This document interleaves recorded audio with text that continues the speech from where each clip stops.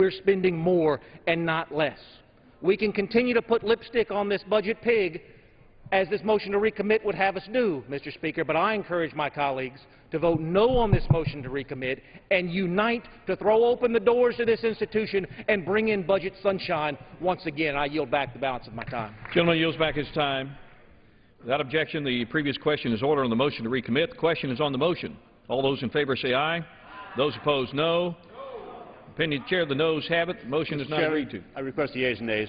Yeas and nays are requested. Those favoring a vote by the yeas and nays will rise. Sufficient number having risen, the yeas and nays are ordered. Members will record their votes by electronic device.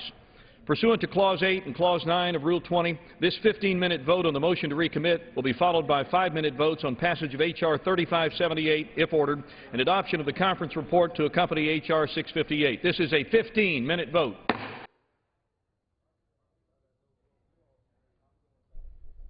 The House this morning has been debating the FAA authorization bill, the conference report, which authorizes $63 billion for the FAA for 4 years through fiscal 2015. A series of three votes here, one of which will be the final passage on the FAA bill. But here they return to work they started yesterday on a bill that would prevent the Congressional Budget Office from considering inflation or expiring tax cuts in making their budget projections. This is the motion to recommit. John Tierney of Massachusetts with the Democratic motion, which would exempt Pell Grants and education programs for students, health benefits for seniors, veterans benefits, NIH, and research to cure cancer from changes in the underlying bill. So this gets a 15-minute vote. A final passage vote on the budget process bill. The CBO bill is up next, and then again the conference report for FAA. This is the FAA bill is also a bill that sets airport fees and taxes, includes an agreement in there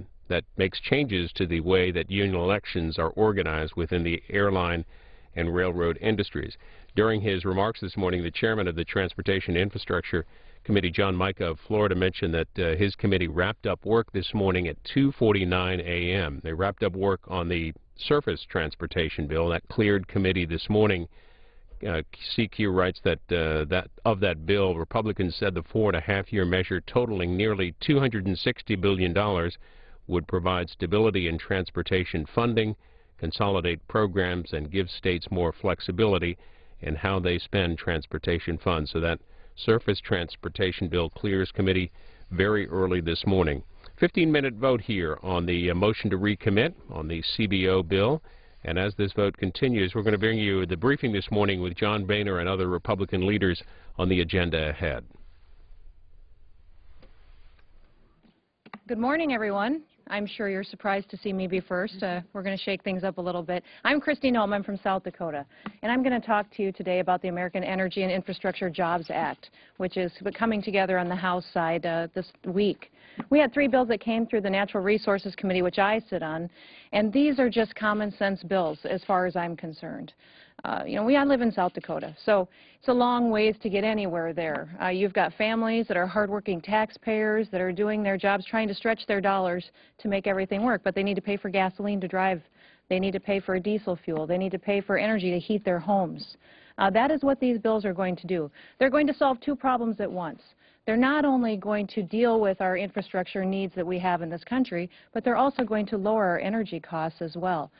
Just common sense. By accessing some of the offshore drilling resources that we have, by utilizing our oil shale resources, and then really making sure that we can use you know, other resources that are available to us that have been shut off by this administration, such as the Keystone Pipeline.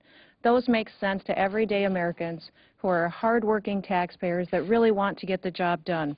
You know, the benefits are it's going to create them jobs. It's going to drive down their energy costs, and it's going to give them consistency in this economy, which we have been lacking since this administration has taken office. Let me tell you, gas prices have doubled since this president has gone into office, and it's a tragic shame for those people that are really struggling through this tough economy. And so, for me, the overspending has to stop, but also we can do a lot to fix our funding issues and drive down these costs.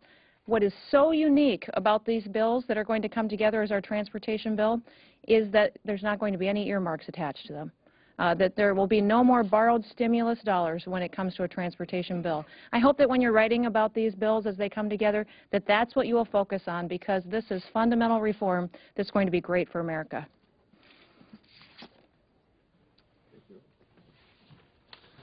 Good morning. My name is Bill Flores, and I'm from Texas 17. The President's team is going to trot out their happy faces today, but the American people are going to say, not so fast. First of all, we still feel worse than we did 4 years ago. We still have 5 million more Americans that are unemployed than we did a year ago. The economy is still underperforming what it could. If this economy were performing the way it did in the Reagan recovery, according to an article in the Wall Street Journal, we'd have almost 17 million more Americans working today than we do right now.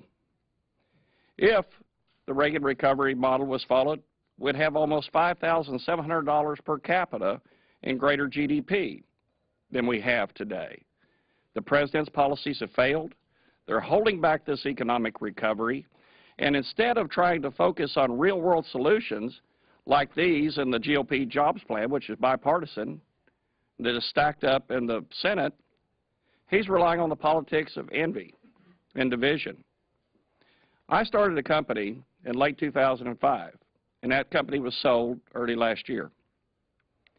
If I sat down to start that company today, I wouldn't. And I wouldn't do it because of the uncertainty of this President's policies. I don't know what my taxes are going to be this time next year. I don't know what new regulation is going to get in my way. I don't know the next keystone that's going to be killed. I don't know the next waste of taxpayer dollars on a cylinder-type project. And because of that, I'm going to sit and wait until the President starts paying attention to real-world solutions to put Americans back to work. Thank you. Good morning. It was 3 years ago this month that President Obama came to Congress and said, you must pass my stimulus package. It was a $787 billion spending program. And at that time, he promised America that if you pass this plan, unemployment will not exceed 8%. Well, we know this month that this is the 36th month in a row that 8% has been exceeded. And yet, it didn't have to be this way. There is a different approach that we could have taken, and Bill pointed to it. President Reagan took a very different approach. He took an approach that was focused on pro-growth, on free market solutions. And I think it's important to remember that President Reagan actually had a more difficult, deeper recession. Unemployment was higher, the inflation was rampant, and yet he took an approach that in the third year of his term resulted in the economy booming by then. President Obama has taken the approach of borrowing and spending, and those are policies that fail. And if anything, they make it worse. House Republicans stand here today looking forward to a pro-growth agenda, a jobs package that would actually get people back to work and get Americans back to work. On Monday, the American people were reminded again that this President's policies have failed. When the congressional budget announced that this President is on track to deliver $1 trillion plus deficit every single year he's in office. Today is an indication of another failure of this President's policies, 36 months in a row of 8% plus unemployment. We are all encouraged that the unemployment rate has come down. But again, as my colleague said, we were told that if we passed the President's stimulus plan, we'd never see unemployment above 8%. Now, by a technical definition of a professional economist, this economy is in recovery. By historic standards, it is the slowest, weakest recovery in the post-Depression era. And yet there are millions of Americans across this nation that don't feel the recovery. Tell that to the 1 in 7 under this President's policies that have to rely on food stamps. Tell it to the 50%, almost half of Americans that, according to the Census Bureau, are now either low income or in poverty. Tell that to them that we have a great recovery. Again, the President's policies have failed. It's one of the reasons that, regrettably, we see the politics of division and envy, but the American people don't want division and envy. They want more jobs. By any historic standard, as my colleague from Texas pointed out, Had this recovery followed the pattern of other recoveries in the post-war era, the Americans would have thousands of dollars more in their family budgets and millions more would be employed. And that's why I'm proud that once again, House Republicans continue to pass jobs bills. Just this week, repealing once again a portion of the President's health care program, one of the greatest impediments to job growth to small business. Ensuring that our Congressional Budget Office will give us macroeconomic views, a jobs impact statement. Wasn't it interesting that after the President's health care plan was passed that we finally got the report from the Congressional Budget Office that it could cost us almost 1 million jobs? I wonder what would have happened had that information been available to the American people ahead of time. So another week, another indication of failed presidential policies, another week, more Republican jobs bills passed in the House. Good morning. The jobs numbers today are certainly welcome news. I think all of us want to see more Americans get back to work. But as my colleagues have laid out, we could do a lot better. And that's the kind of policies that we're talking about in our Job Creators Plan. And in fact, the President this week has indicated that perhaps he may now join us in focusing on the backbone of the American economy, which are the American small businesses. We know that every business at one point was a small business. Small business startups and the number of jobs that are created are still woefully low. If we want to get more people back to work, if we want to reflect the kind of growth rate that we have seen in the Reagan recovery and beyond, we can do that by focusing on small business.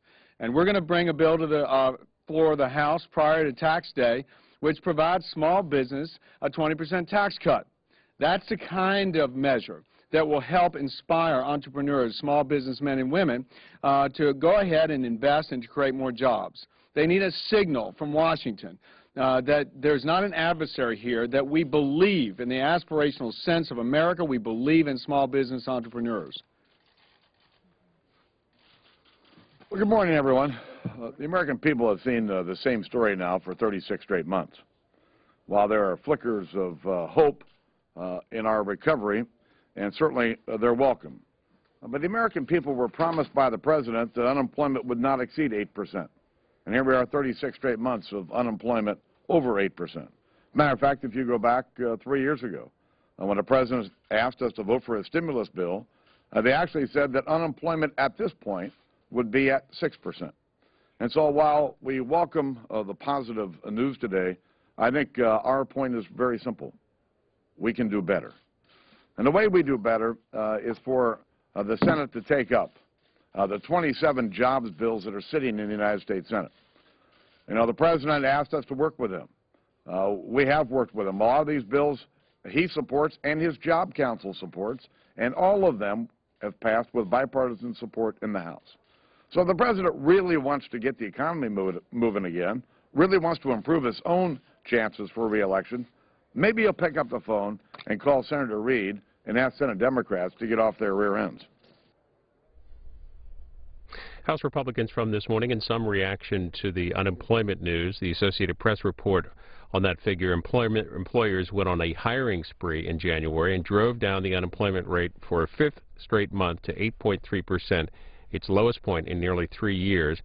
They wrote the economy created 243,000 net jobs in January.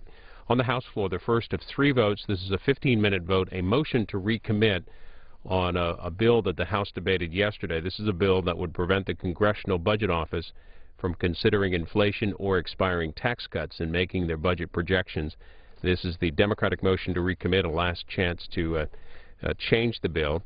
And in just a bit, they will also vote on the FAA authorization bill that they've been debating this morning.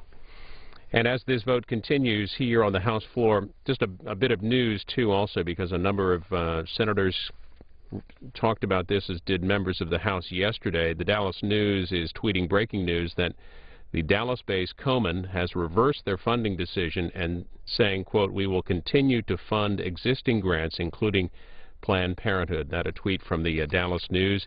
You can follow members of Congress and reporters who cover Congress at twitter.com/cspan and look at the list of reporters and members of Congress as well. Well, as this vote continues, we're going to bring you one of those members of Congress. Keith Ellison was our guest this morning on Washington Journal. We'll show you as much of this conversation as we can as this vote continues.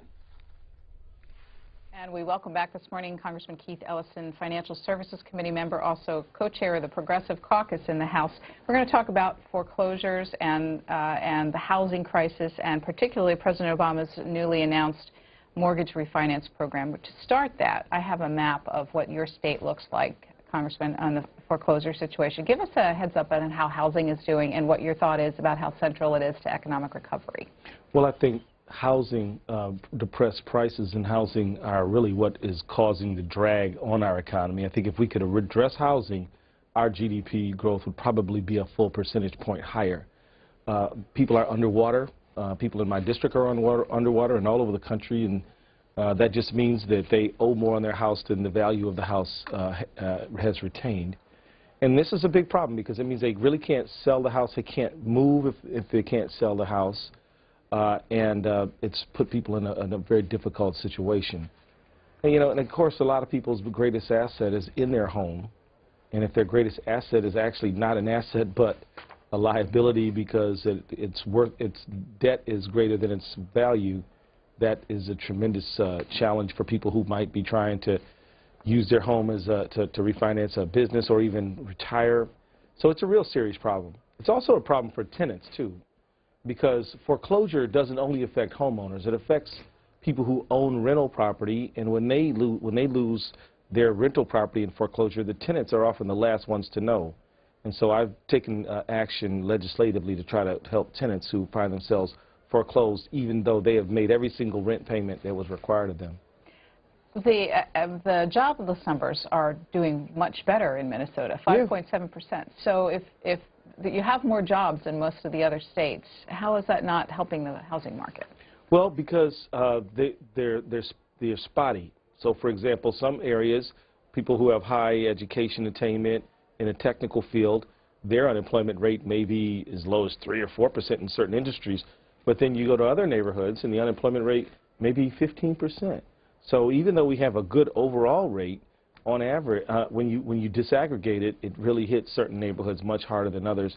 And in those neighborhoods, foreclosure is a serious issue.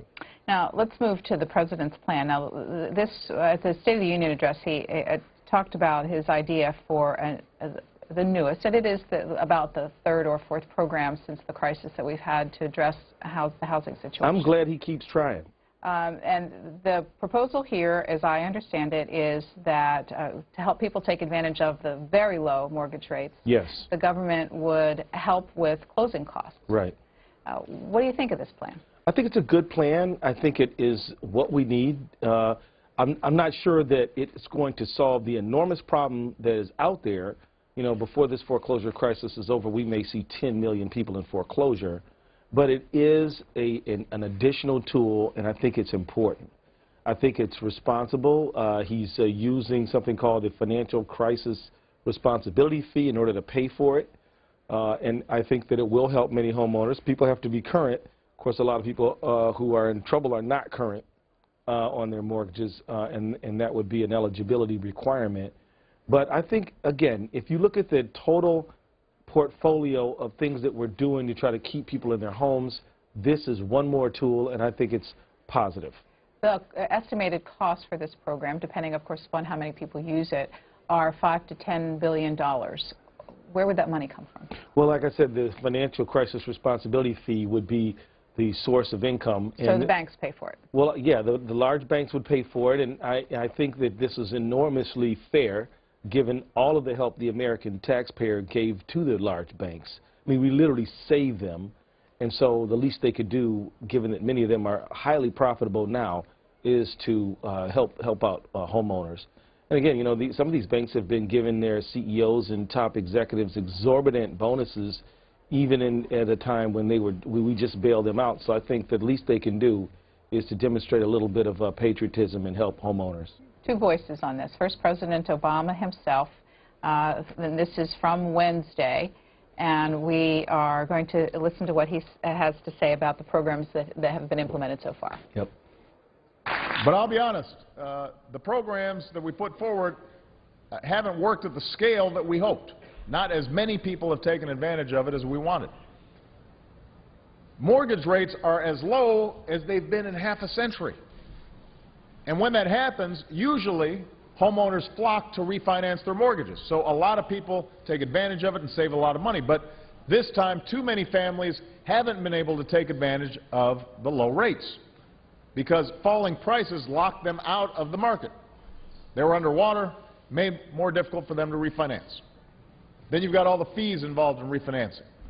And a lot of people just said, you know what, even though I'd like to be obviously cutting down my monthly payment, the banks just aren't being real encouraging. Do you agree with the President's explanation about why more people haven't utilized the programs employed so far? Well, yeah, I think that that's a fair explanation, but I think and I also think he's right. The programs that have been offered so far have not reached the number of people that we would have wanted them to.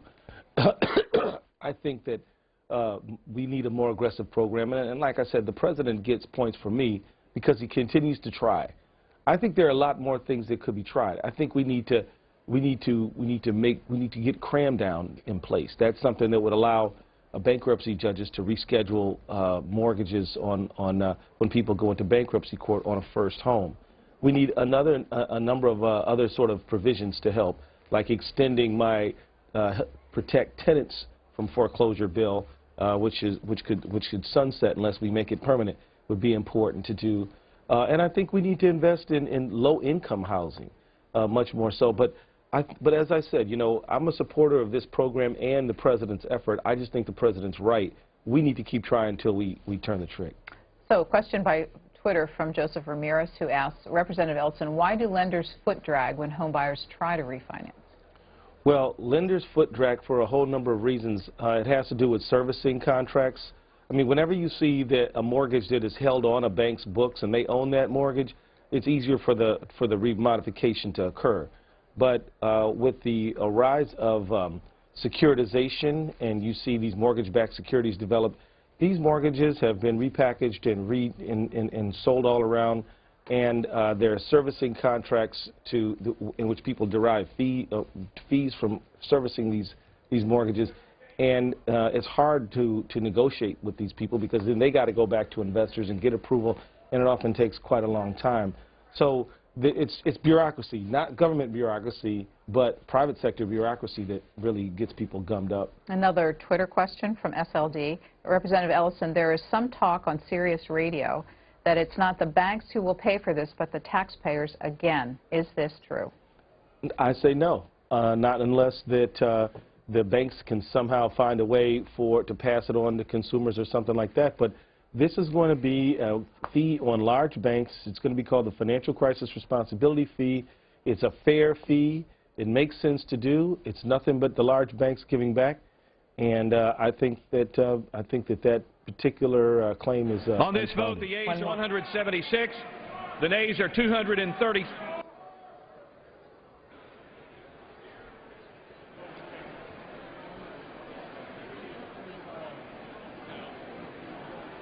Mr. King of Iowa.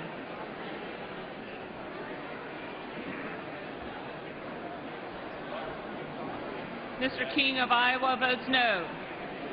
Mrs. Napolitano. Mrs. Napolitano votes aye.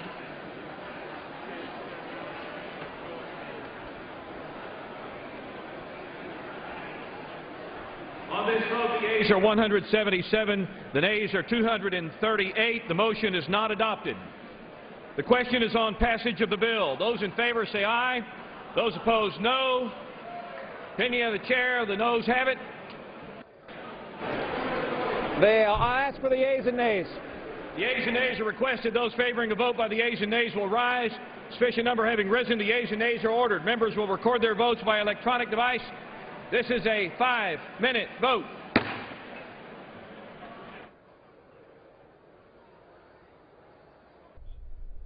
This bill, one in a series that House Republicans are bringing forward to propose to change the congressional budget process. This bill would prevent the Congressional Budget Office from considering inflation or expiring tax cuts in making their budget projections. They debated this bill yesterday. One more vote after this. That'll be on the FAA authorization, and that should do it for recorded votes today.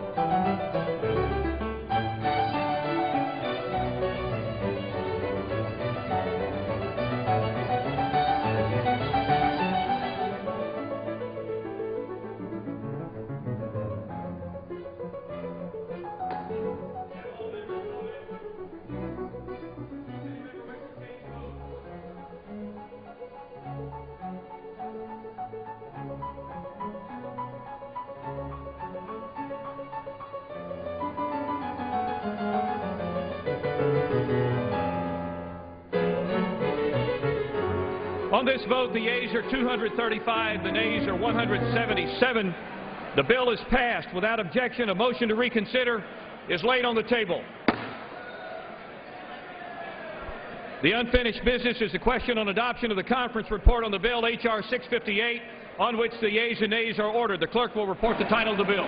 H.R. 658, an act to amend Title 49 United States Code to authorize appropriations for the Federal Aviation Administration for the fiscal years 2011 through 2014 to streamline programs, create efficiencies, reduce waste, and improve aviation safety and capacity, to provide stable funding for the national aviation system and for other purposes. The question is on adoption of the conference report. Members will record their votes by electronic device. This is a 5-minute vote.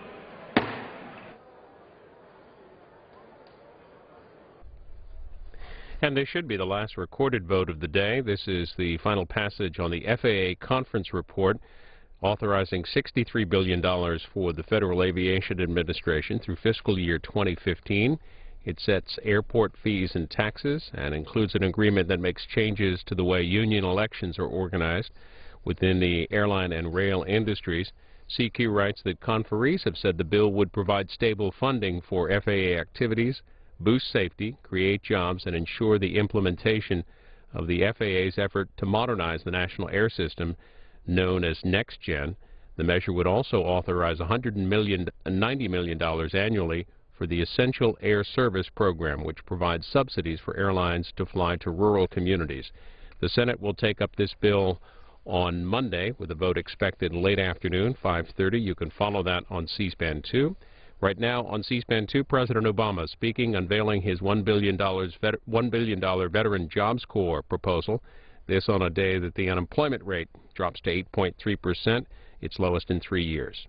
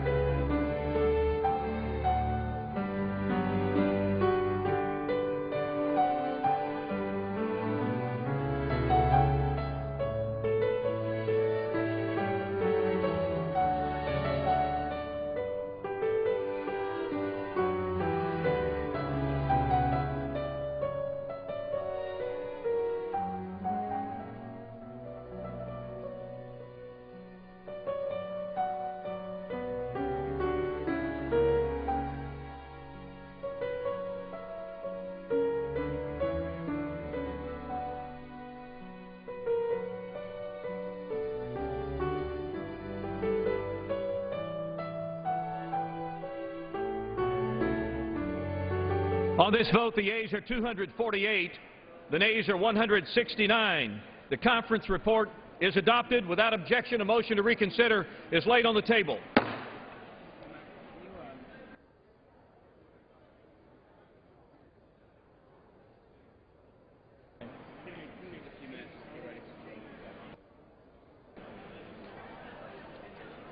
Are we ready, Jeff?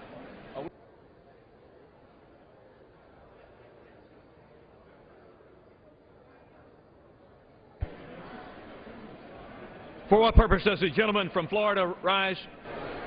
Mr. Speaker, I send to the desk a privilege report from the Committee on Rules falling under the rule. The clerk will report the title. Report to accompany House Resolution 537, resolution providing for consideration of the bill H.R. 1734 to decrease the deficit by realigning, consolidating, selling, disposing, and improving the efficiency of federal buildings and other civilian real property and for other purposes. Referred to the House calendar and ordered printed.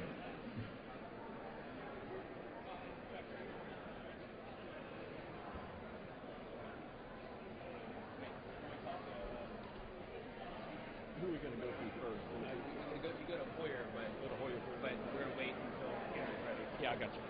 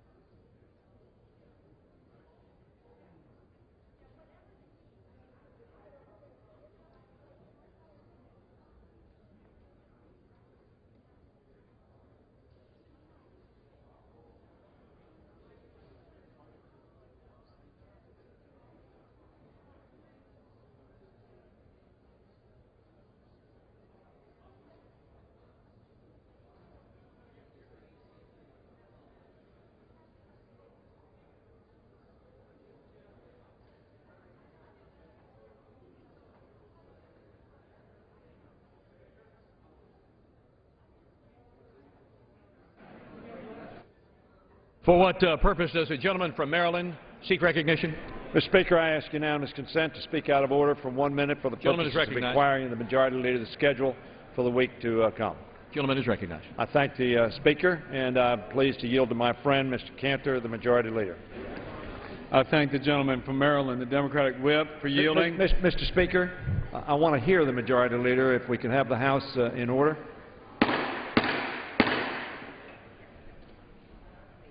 The House will be in order.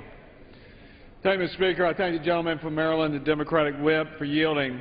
Mr. Speaker, on Monday, the House will meet at noon for morning hour and 2 p.m. for legislative business. Votes will be postponed until 6:30 p.m.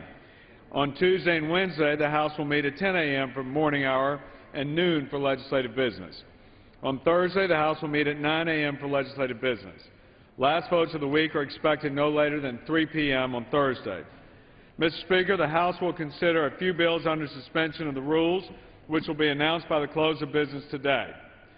Building upon our legislative agenda this week, the House will consider 2 more bills next week aimed at reforming the federal budget process, including H.R. 3521, the Expedited Legislative Line Item Veto and Rescissions Act, a bipartisan bill sponsored by Budget Committee Chairman Paul Ryan and co-sponsored by Ranking Member Chris Van Hollen, as well as, Mr. Speaker, H.R. 3581, the Budget and Accounting Transparency Act, sponsored by Congressman Scott Garrett.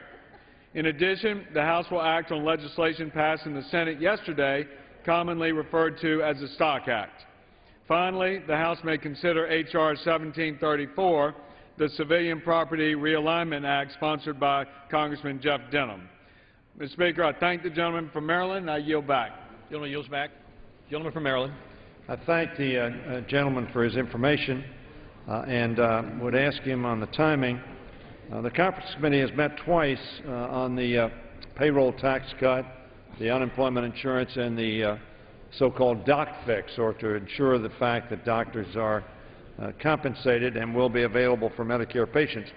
Conference Committee, Mr. Leader, has met twice since December 23rd. We adopted a motion to instruct overwhelmingly through the House to make sure that they reported back by February 17th. I think you may have read my comments in the press that if we do not do it by the 17th, then we're off for a week, and we will be back 27th, 28th, and 29th. Come back the night of the 27th, and we'll be jammed at the end on Wednesday, the 29th. We only have 6 full days left before the February break. That does not include our 6:30 start times. Now, House Democrats, Mr. Leader, stand ready to, frankly, I think, work through the weekend if that was necessary. But I'm very concerned that something that we all want to get done, and I've made this suggestion to my Democratic conferees, and they were equally amused, as you are. I understand that. But I will tell you that I have great concern that we're going to get to the 27th, 28th, and 29th and be in the same kind of confrontation and debacle that we found ourselves in December. That's not good for your party. My opinion, it's not good for our party. It's not good for the House and Senate. But it is certainly not good for the 160 million people who are going to be concerned about whether or not, in fact, there are tax cuts going to continue, or the Medicare people who are going to be concerned about whether docs are going to be available, or the unemployed who are going to be concerned. Now, of course, the unemployed, we had some very good news. I'm sure that you didn't mention it in your opening comments, but I'm sure you were as excited as I was about the 257,000 new private sector jobs that were created last month.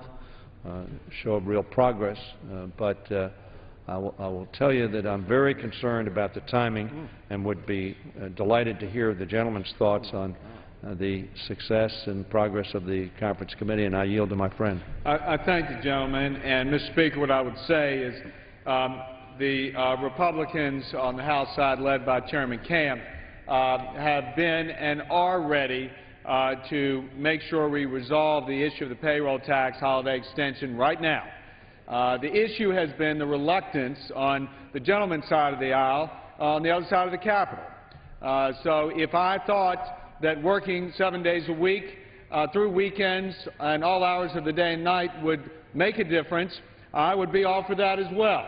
But the fact of the matter is, Mr. Speaker, this House continues to act. This House passed a year-long extension that also did not have the effect of raiding the Social Security Trust Fund, something that the gentleman and I both want to make sure happens, that we restore the integrity of that fund for the people who are counting on it.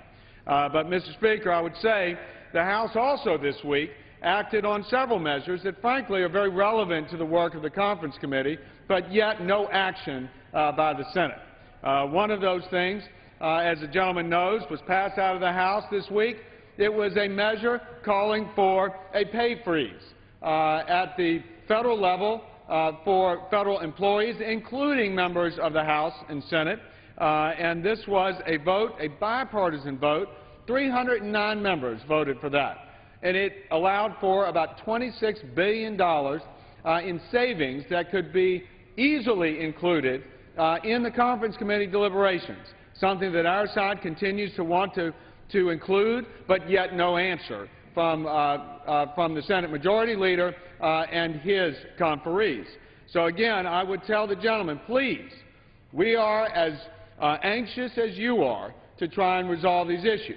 We had another vote today on this week, Mr. Speaker, which garnered 400 votes in the House, a bipartisan bill, which called for some necessary reforms to the TANF program. These were reforms which preclude the use of the monies that beneficiaries receive for purchases of services at casinos and other types of establishments that perhaps those monies could be better spent not in those places. But again, no response from the Senate.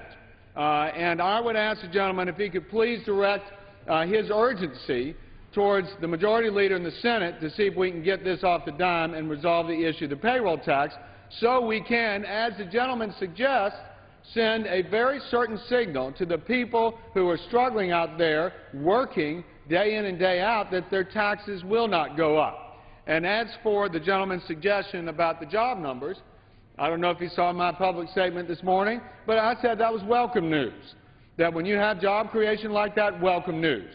But I also think we can do a lot better. And I was pleased to see that the President came out this week and said he now, too, wants to be a champion of small business. And we say we are happy to work with this White House so that we can provide the help to small businesses.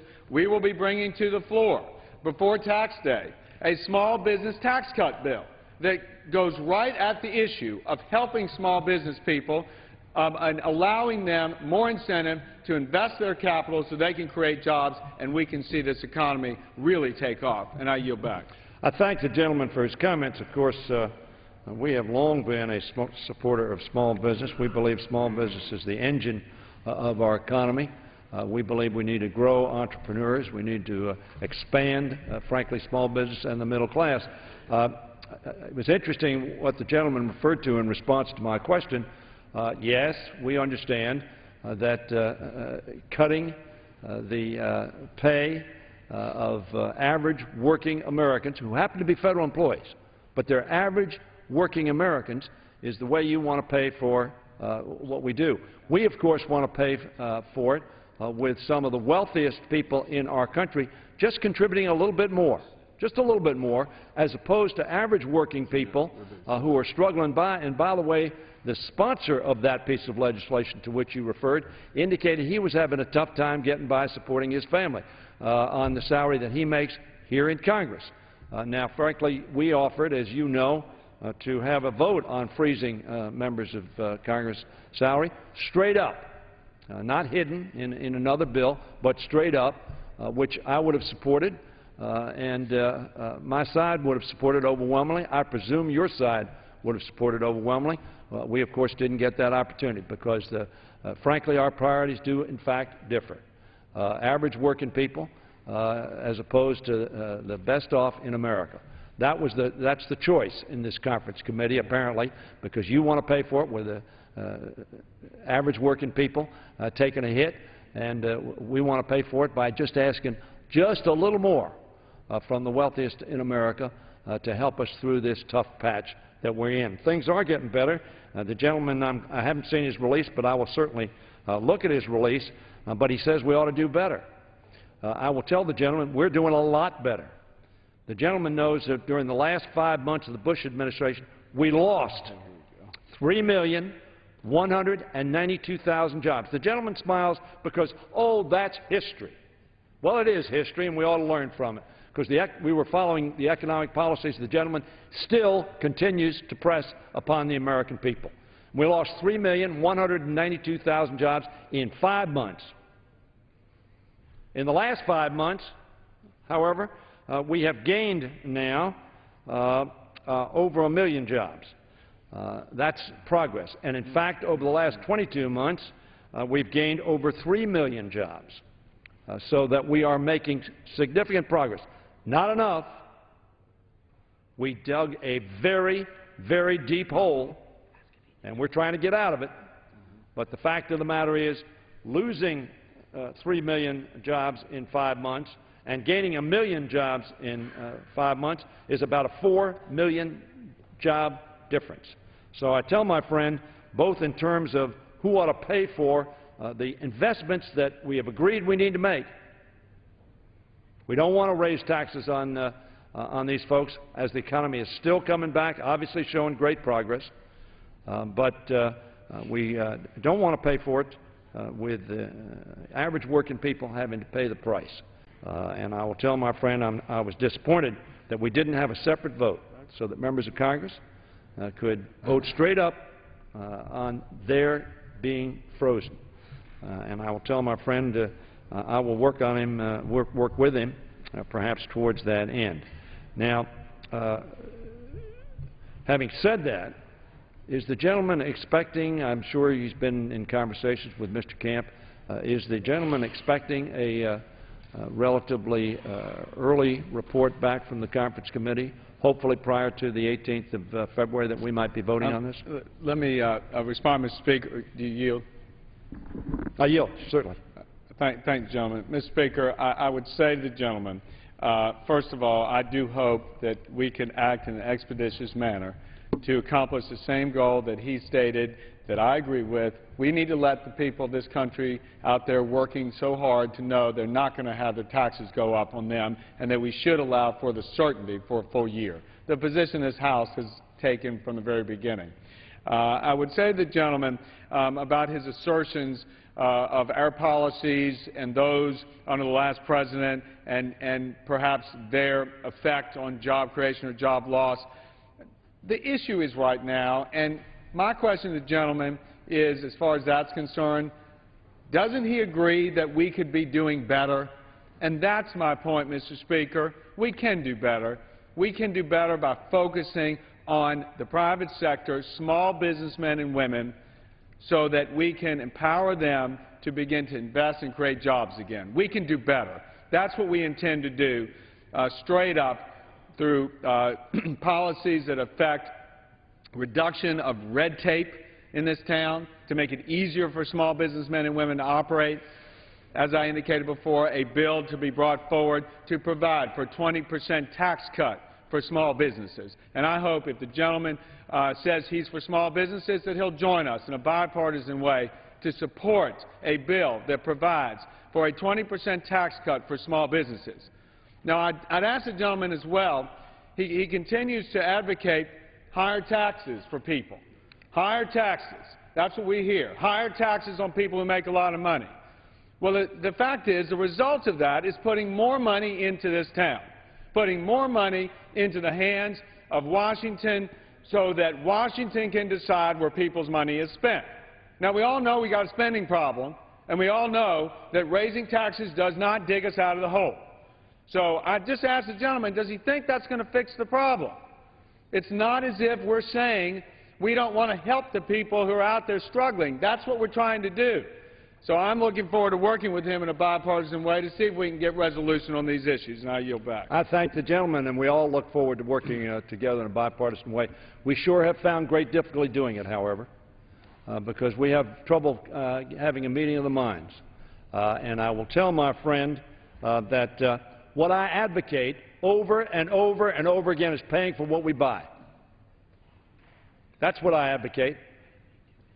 And if you don't want it, don't buy it. And you controlled this town for 8 years from an economic policy standpoint. I know we were in charge of the Congress the last 2 years. We couldn't pass anything over George Bush's veto. You and I both know that. So for 8 years, we didn't pay for what we bought, and we went from surplus to deficit. We went from a debt of 10 to a debt of, a debt of 5.6 to a debt of almost 11. And have we added to the debt? Yes, we did. Why? Because we went into the deepest depression starting in '07 that this country has been in your lifetime and my lifetime. And I'm a lot older than you are. So that's what I advocate, paying for what we buy and having the courage to make decisions on doing exactly that. And very frankly, on your side of the aisle, when you go and say, look, we need to pay for elections, who do you go to? You go to your members and you go to people who have some resources that they can contribute to an effort you think is very important. I think America's efforts are very important. And I think those of us who have done better ought to pay a little more than those who are struggling, as the gentleman refers to. Yes, that's the difference. I believe it's a difference. And I will continue to advocate paying for what we buy. That's why I was for statutory pay go, which George Bush abandoned and which essentially is not being followed today, as I think all of us should do. So I will tell my friend that I think we ought to do better. I agree with him. And we did do better. We did do better under policies that I supported. 22 million jobs in the 90s. We lost jobs in the 2000s. We went backwards. And the stock market went up 216% in the 90s. Under George Bush, it went down 26%. Yes, I think we can do better. And we ought to do better. And we ought to do better by investing. Now, I talk about investing. Let me talk a little bit about the bill that speakers talked about, you've talked about, been in the news, infrastructure and jobs. The Transportation and Infrastructure Committee marked up a controversial highway bill. The gentleman says we want to work together. I agree with that. He and I try to do that. We don't always succeed, but we try to do it. They marked up yesterday 17 hours, finished around 3 a.m. At the start of that debate, I don't know whether the gentleman knows this, Mr. Rahal, the ranking member, asked all the members of the Transportation Committee, when the bill was put on, to raise their hand if they'd read the bill. You know how many people raised their hand? That's a rhetorical question, because I know the gentleman probably hasn't inquired of this. None. 800-page bill.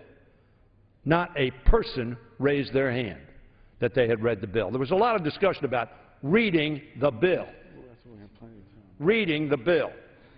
Now, if they had read this bill, there was, of course, as you know, a bipartisan no vote. One of the senior members voted against it. This is in stark contrast to the unanimous vote that occurred in the United States Senate on the bill.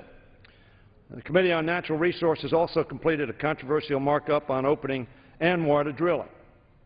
As I understand, you're going to put that in the infrastructure bill, with the clear knowledge that that is a very controversial item that will not pass the United States Senate. You may have the votes here. That is similar to what happened on the payroll tax cut just last December. If you're going to work on a bipartisan basis, we ought to understand that we're going to have to not try to push on one party or the other things that are unacceptable and won't pass and don't have the votes. The reason that George Bush signed so many bills that we passed in the Congress in '09 and '10 was because we worked with the administration and we worked with the Senate. The Senate and the House controlled by Democrats, President Bush in office, he signed more than twice as many bills that we passed. Why? Because we worked with him. We would urge you to do the same. Is the gentleman planning to bring up the infrastructure bill to the floor soon, and can he tell the members it will be considered under an open process? Furthermore, is the majority leader expecting there to be bipartisan cooperation on an infrastructure package so that we do not have to go up against another deadline? As the gentleman knows, March 31st, the highway bill authorization ends. We temporarily included it. Now, let me end with this before you answer your question, because Ray LaHood was a leader in this Congress. Ray LaHood was a leader on your side of the aisle. Ray LaHood and I served together for a long time.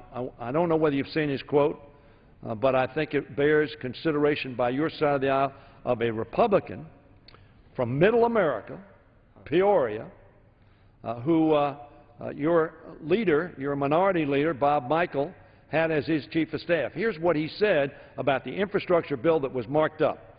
This is the most partisan transportation bill that I have ever seen. And it is also the most anti-safety bill I have ever seen. This is a direct quote from Ray LaHood, Republican, former member of this House for many years, and former chief of staff to the minority leader, Bob Michael. It hollows out our #1 priority, which is safety. And Ray LaHood went on to say this, and frankly, it hollows out the guts of the transportation efforts that we've been about for the last 3 years. It's the worst transportation bill I've ever seen during my 35 years of public service. Ray LaHood, Politico, February 3rd, just a few days ago. Actually, that's today. He said it today, in real time. This is real breaking news from the majority leader. The worst transportation bill he has seen in 35 years. That does not, I tell my friend, bode well for bipartisan cooperation on a piece of legislation that nobody in the committee had read. So I asked my friend, do we expect to bring that bill up under those conditions in the near term? And I yield to my friend.